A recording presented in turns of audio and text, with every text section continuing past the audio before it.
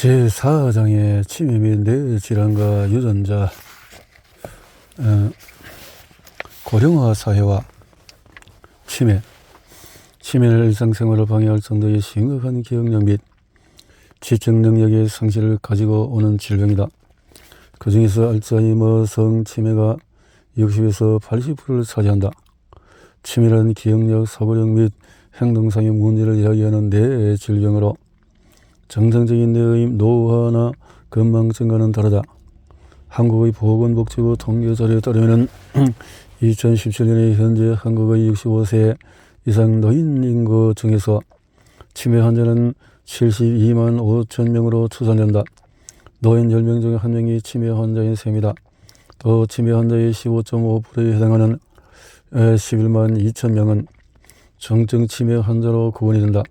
보통 치매는 65세 이상에서 많이 발생한다. 평균 수명의 증가로 치매 환자는 빠르게 증가할 수밖에 없다. 최근 통계에서 2005년 50년에 세계 치매 환자가 1억 명을 넘을 것으로 예측했다. 기하급수적으로 늘어나는 치매에 대해서 한국 정부는 치매 국가 책임지라는 정책으로 건강보험 보장을 강화하고 저소득층의 의료비 부담을 최대한 줄여주는 방안을 마련했다.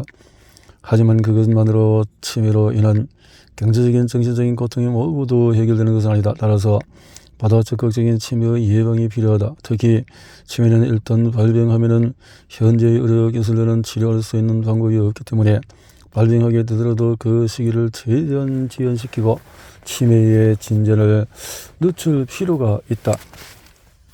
치매는 치료가 어렵다는 거죠. 치매는 치료가 어렵기에 미리 예방하는 상황을 만들어야 될 것이다. 자, 치매 중에서 가장 흔한 형태인 알츠하이머는 병리학적으로는 뇌의 전반적인 위축, 뇌실의 확장, 신경섬유의 토골성 병변과 초로성 반점 등이 주요 특징이다. 이러한 알츠하이머 치매의 첫 번째 증상은 건망증이고 그 이후 병이 진행하면서 언어사력, 이해력 잃고 쓰기 등등. 그래서 정신학적으로 증세도 동반되고 보통 6, 8년 후에 죽음에 이르게 된다. 대부분의 알츠하이머 치매는 산발적으로 발병하며 유전적인 요인이 70% 정도, 비유전적인 요인이 30% 정도 영향을 미친다. 복합적인 질환 중에서 알츠하이머 치매는 유전적인 요인이 상당히 높은 편이다. 알츠하이머 치매의 위험성과 연관이 높다고 알려진 유전자는 APOE 또 APP 등등이다. 그 중에서 아포 유전자에 의한 알츠하이머 치매 연관성이 가장 높고 이에 대해서 그동안 많은 연구가 진행되었다. 하지만 이 질병이 100% 유전자로 인해서 발병하지 않는다는 점을 기억해야 한다. 비유전적인 요인을 잘 조정하면 위험성을 낮추거나 없앨 수도 있다. 다만 일부 가족성 알츠하이머는 치매는 100% 유전적인 요인에 의해서 발생하는데 아주 귀한 경우다. 아포 유전자와 알츠하이머 치매. 아포리포 단백질은 지방과 결합해서 혈액에서 콜레스테롤을 제거하는 역할을 하는 지단백질을 만든다. 따라서 APOE 유전자에 변이가 있으면 콜레스테롤 대사에 영향을 미쳐서 치매뿐만 아니라 심장병, 심장마비, 뇌출혈 등의 발생 위험을 증가시킨다. 아포 변이 유전자는 치매 발생 시에 혈관벽에 비정상적인 아밀로이드 단백질을 축적시키는 데 주된 역할을 하고 특정 대립 유전자형이 존재할 경우에 혈관 장애를 일으켜 치매 위험도를 높이는 것으로 알려져 있다. 아포 동양인의 경우에 아포 3형이 82% 정도 하고 보호형인 아포 2형은 6% 정도 관찰된다. 아포 2형은 3형보다 낮은 치매의 위험도를 보인다. 아포 4형은 10% 정도의 사람에게 관찰되고 일반형이나 보호형에 비해서 상당히 높은 치매의 위험도를 나타낸다. 하지만 모든 교인은 혼성의 유전자를 가지고 있기 때문에 실제로 아래와 같은 6가지 유전자형으로 나눌 수 있다. 실제로 이 6가지 유전자형에 따라서 질병에 대한 위험도가 각각 다른데 아포 사형을 2개 가진 사람은 전체의 1% 내외로 알츠하이머에 걸릴 위험이 아주 높다. 아포 사형의 유전자를 하나 가지고 있을 경우에 그 위험도는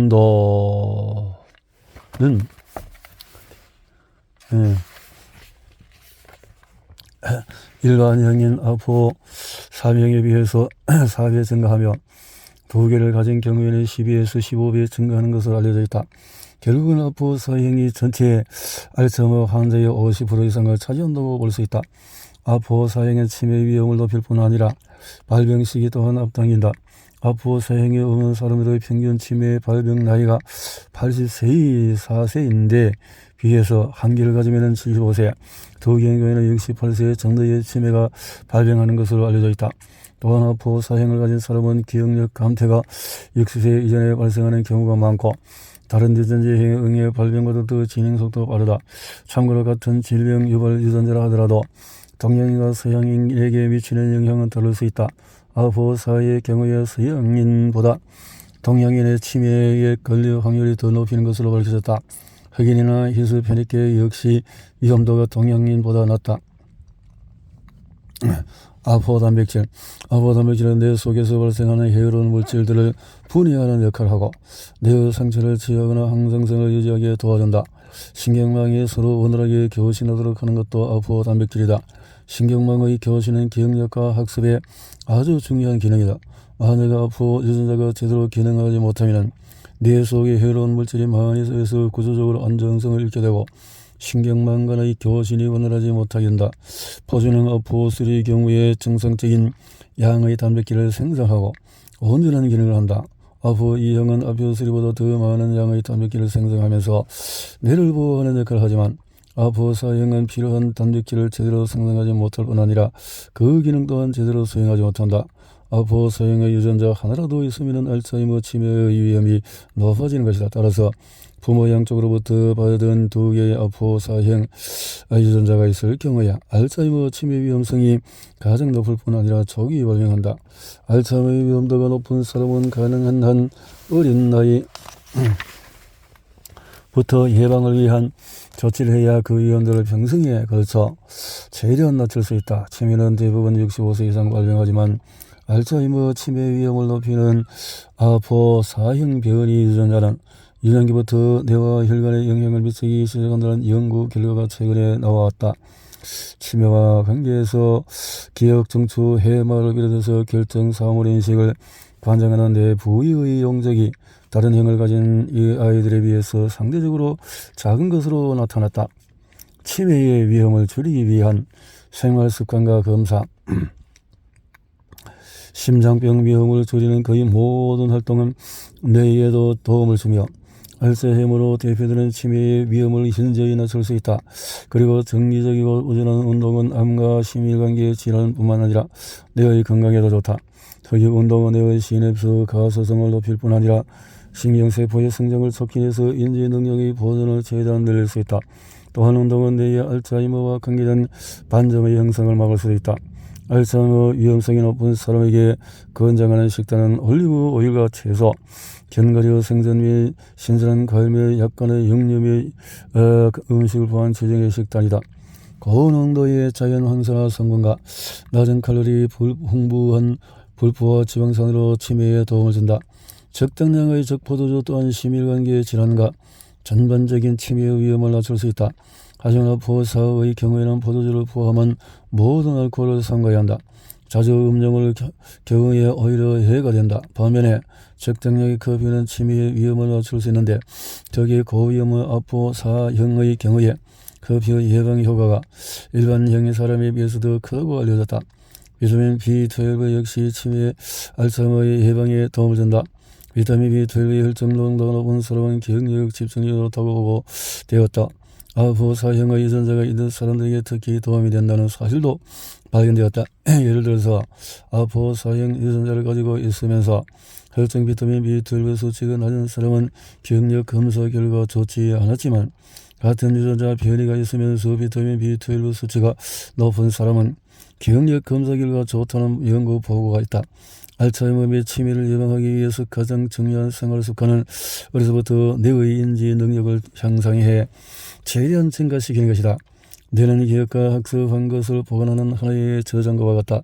우리의 뇌는 뉴런이라고 하는 신경세포로 가득 채워져 있는데 이 신경세포가 죽거나 제대로 기능하지 못할 때 알츠하이머 치매가 발생한다. 저 신경세포가 어느 수준 이하로 내려갔을 때 병의 증상이 나타나는 것이다. 따라서 알츠하이머의 발병 위험이 높은 앞으로 사형의 유전자를 가지고 있다면 젊었을 때부터 신경세포를 비치게 놓아서 일부를 잃어버려도 문제가 없도록 하는 것이 좋다. 신경세포를 많이 비축하고 인지 저장 능력을 극대화하는 가장 좋은 방법은 지속적인 교육과 훈련이다. 많은 연구 보고에서 교육 수준의 치매의 발병의 역상관 관계가 있는 것으로 밝혀졌다. 대학 교육을 받은 사람은 고등학교 교육을 받은 사람에 비해 15% 정도 낮은 치매 발병률을 보이며 대학원 교육을 받은 사람은 35% 정도 낮다. 물론 높은 교육 수준이 꼭 학력을 말하는 것은 아니다. 대학이나 대학원에 진학하지 않는다 해도 어학이나 독서 등을 꾸준히 하면 치매의 발병을 낮추는 데 많은 도움이 된다. 다양한 사회활동에 참가하는 것도 인지 능력을 향상하는 데 큰 도움을 줄 수 있다. 혼자 살거나 외로움을 많이 느끼면 치매 발병 시기가 훨씬 빠르다진다는 것도 알려져 있다. 최근 연구에 따르면 꼭 혼인관계는 아니더라도 가깝고 친밀한 관계를 맺고 이를 지속한 사람의 치매 발병률이 그렇지 않은 사람과 비교했을 때 60% 정도 낮은 것으로 나타났다. 이에 반해서 독신 남녀는 40% 정도 더 높게 나타났다. 외로움이나 우울증을 느끼는 사람 또한 치매 위험을 44% 이상 높다. 이 때문에 적당한 사회활동과 원활한 가족생활 및 인간관계가 치매 위험을 줄이고 발병을 늦추는 데 가장 중요한 요소 중에 하나로 손꼽힌다.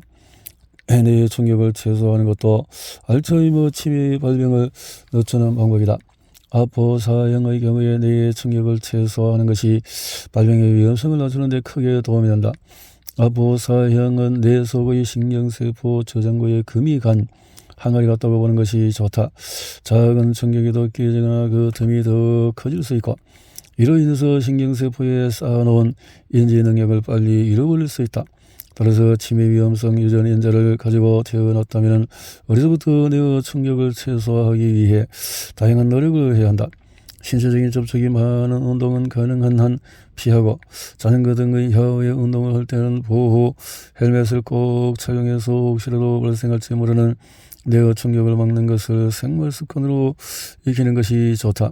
치아 건강이 치매와 연관이 있다는 연구 결과도 나왔다. 음식을 씹을 때마다 내려가는 혈류량이 많아져서 뇌 활동을 돕는 데 치아가 적으면 그 양이 떨어져서 기억력 감퇴나 치매에 이르기 쉽다는 것이다. 추적 조사를 시행한 결과 치아가 많이 빠진 사람은 정성인보다 기억력이 훨씬 떨어지는 것으로 나타났다. 치아가 많이 빠진 사람은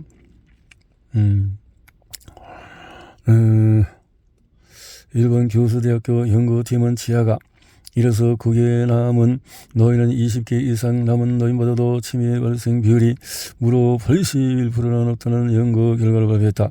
이것을 볼 때 치매 예방을 위해서는 치아를 건강히 보존하고 즐거운 마음으로 음식을 잘 씹어먹는 습관을 가질 필요가 있다. 또한 요가나 명상을 통한 스트레스의 감소도 치매 예방에 큰 도움이 된다. 그리고 알츠하이머 치매의 위험성이 높은 사람은 주기적으로 인지 능력 검사를 받는 것이 필요하다. 만약 인지 능력의 저하가 감지되었다면 페트 영상 스캔을 통해서 정상이 발생하기 전 뇌의 상태를 미리 파악하는 것도 예방과 치료에 도움이 된다. 기술자 정보의 기반을 둔 천재 약물요법은 알츠하이머의 위험을 낮춰주는 예방약으로는 콜레스테롤을 떨어뜨리는 스타딘과 아스피린, 이부프로펜과 같은 비스테로이드 항염증 치료제가 있다. 낮은 용량 아스피린과 같은 항염증 치료제를 2년 이상 꾸준히 복용하면 알츠하이머의 위험을 많이 낮출 수 있다는 것이 여러 번의 연구에서 밝혀졌다. 아포 사형을 가진 환자는 60% 위험을 줄일 수 있다고 한다. 하지만 장기적인 복용은 일부 환자에게서 위궤양각의 치료를 일으킬 수 있기 때문에 조심해야 한다. 유전자 CYP 변이가 있는 사람의 경우 이런 합병증을 가져올 확률이 일반인에 비해서 훨씬 높다. 따라서 특히 아스피린이나 이부프로펜 같은 비스테로이드성 항염증 약물을 복용하는 경우에 주의해야 한다. 고지혈증 환자에게 처방하는 스타틴은 알츠하이머 환자의 뇌에서 생기는 반점의 형성을 완화하는 것으로 알려져 있다. 스타틴은 알츠하이머와 관계있는 병변을 줄이고 관련 염증도 완화할 수 있다고 한다. 하지만 모든 스탄이 효력이 있는 것은 아니다. 심바스타틴이나 로바스타틴이 치매 예방에 효력이 있다. 단 SLCO 유전자 변이가 있는 경우에 심바스틴을 사용하면 위험한 근육 질환을 일으킬 수 있기 때문에 약물 유전자 검사를 통해서 자신에게 가장 도움이 될 수 있는 스타틴을 선정해서 복용하는 것이 좋다. 치매 위험이 높은 사람이 예방 차원에서 스타틴과 비스테로이드성 항염증 치료제를 복용하려면 40대부터 시작하는 것이 도움이 된다. 치매 예방과 치료에 도움이 되는 건강보조식품으로 잘 알려진 것은 오메가3 지방산이 있다. 오메가3는 불포화 지방산인 DHA와 EPA로 뇌의 세포막에서 다량 발견되었으며 세포의 정상적인 기능에 중요한 역할을 하는 것으로 알려져 있다. 대부분 생선에 함유되어 이를 정기적으로 먹는 사람의 경우에 알츠하이머 치매 위험을 40% 정도 낮출 수 있는 것으로 보고되었다. 하지만 최근 연구에서는 아포사형을 가진 환자에게는 오메가3의 영양제 섭취는 도움이 되지 않을 뿐 아니라 많은 양을 섭취할 경우에 오히려 산화에 의한 해를 줄 수 있다고도 알려졌다. 그러므로 치매 위험을 줄이기 위해서 오메가3 지방을 복용하기 전에 나의 아포형을 확인하는 것이 중요하다. 최근 연구 결과에 따르면 칼에 많이 들어있는 커큐민 성분의 알츠하이머 치매 환자의 타우 단백질 형성에 관여해서 아밀로이드 베타 단백질 형성을 감소시킴으로써 병의 위험도를 상당히 줄일 수 있다고 한다. 특히 아포사형을 가진 환자에게 효과적이며 동물 실험에서 커큐민의 꾸준한 섭취가 병력의 일부를 회복시키는 결과를 얻기도 했다. 유전자에 기반을 둔 알츠하이머의 치료. 알츠하이머 치매는 낫게 할 수는 없는 질병이지만 적어도 약물 치료 등을 통해 진전을 완화시키고 증상을 개선할 수 있다. 가장 잘 알려진 약물 치료제는 콜린 에스테라제 저해제인 도네페질이다. 하지만 이 약의 효력은 개인적으로 큰 차이가 있어 대략 50%의 환자에게만 약효가 있으며 CYP 유전자 변이에 의해서 그 약효가 달라진다. 유전자의 변이는 약의 효능뿐만 아니라 약에 의한 부작용에도 크게 작용하는 것으로 알려져 있기 때문에 약물 유전체를 검사를 통해 개인의 유전행위에 가장 적합한 치매 치료제를 선택하는 것이 중요하다. 알츠하이머 치매 예방 조치는 인지 능력 형성 운동, 정기적인 운동, 적당한 와인 마시기, 오메가3 스트레스 저속적인 효과, 명상, 금주, 비타민 B12, 치아 씹기, 또 고혈증 등등의 예방. 파킨슨병과 유전자에 대해서 파킨슨병의 대략 15%는 가정력이 있는 경우에 발생하지만 대부분의 경우에 질병의 발병을 예측하기 어렵다.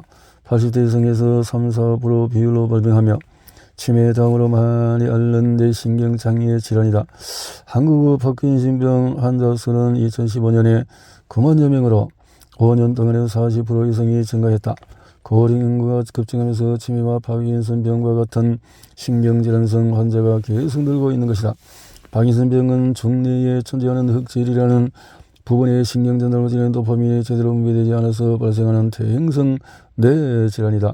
파킨슨병이 발병하는 떨림증, 근육경직이 느린 동작, 자세 불균형 증상이 나타난다. 주요 원인은 뇌의 도파민 부족이지만 발병 후에 바로 증상이 나타나는 것은 아니다. 뇌의 도파민 농도가 80% 이상 감소해야 비로소 증상이 나타나기 때문에 조기 진단이 어려운 질환 중에 하나다. 파킨슨병 환자는 움직임 장애로 인해서 우울증이나 인지기능의 감소가 유발되기도 한다.